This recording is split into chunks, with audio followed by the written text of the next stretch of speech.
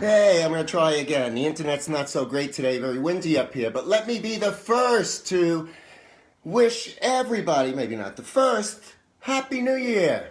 And everybody, I hope you have a happy and a healthy and a prosperous New Year and all your dreams come true. And let's try and be nice to each other and be nice to ourselves. All right. Neil Ratno Rat Doc here with a story. What do George Harrison, Tom Petty, Roy Orbison, Brian Wilson, the Beatles, The Move, and Electric Light Orchestra all have in common? And the Traveling Wilburys. All right? Do you give up? In one way or another, they were all involved with musician, singer, songwriter, and producer Jeff Lynne, who happened to turn 71 on Sunday.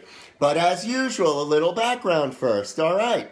Now, Jeff grew up in Birmingham, England, where there was quite a good music scene developing. His father bought him his first guitar for £2. A guitar which, believe it or not, Jeff was still playing in 2012. And in 1970, Jeff accepted an offer from fellow Birmingham musician Roy Wood to become a member of the band The Move. A lot of you may not have heard of The Move, but if you're in England, you probably did.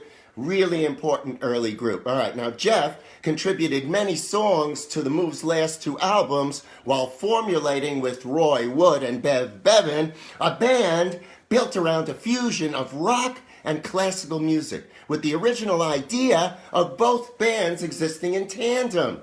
But The Move eventually dissolved, and the new band became the Electric Light Orchestra. And in 1986, after selling over 50 million records, Lynne lost interest, and ELO disbanded. It was only temporary, but it lasted quite a while. All right, about 6 months later, George Harrison got in touch with Jeff and asked him to work on his new album. Now, according to Jeff, a few days after he met me, he said, "Let's go on holiday. I'm going to Australia for a while." He took me to the Grand Prix in Adelaide, which was amazing. It felt like an adventure since I used to just bang out tunes in my little studio. It was now on an international scale. George came up with the words for When I Was Fab. It was magical for me, since it was supposed to sound like a Beatles song, even though we didn't exactly use Beatles sounds. The album was a tremendous success and sold about 5 million copies. I was just so touched he wanted to work with me. Now, Lynne was just about finished with George's album when he got called from Warner Brothers asking him to produce, of all people, Brian Wilson. Now, according to Jeff, I was like, "You can't produce Brian Wilson. He's the best producer in the world." But I said yes, and I co-wrote a song with him. We wrote Let It Shine at his house in Malibu. He was really struggling in his life. It was horrible, and he was being treated badly. But you could see what a nice guy he was, despite everything happening in the background. All right. So Jeff had met Tom Petty in England, and then in 1989, another one of those serendipitous things, the two happened to be sitting in their cars at a traffic light in LA when they recognized each other. According to Lynne, Tom said, "Jeff, pull over." I did. And he said, "I just listened to George's album. What about coming over and writing some tunes together?" I said, "I'd love to." Probably the second song we wrote was Free Fallin'.